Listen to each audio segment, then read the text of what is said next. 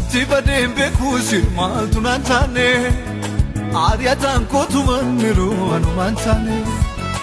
nan arganne ni salpheessu inni maane of galeera fiixaan baheera gooftaa koone natti badeen beekuusin maaltu naan taane aariyaataan kootu manniru anumaan taane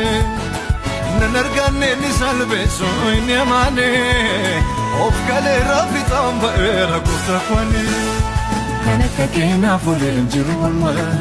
kana akka keenaaf hojjetan jiru kana akka keenaaf oleen jiru kana akka keenaaf hojjetan jiru kana akka keenaaf oleen jiru kana akka keenaaf hojjetan jiru kana akka keenaaf oleen jiru kana akka keenaaf hojjetan jiru olmaa keef galataan qaba olmaa keef galataan qaba olmaa keef galataan qaba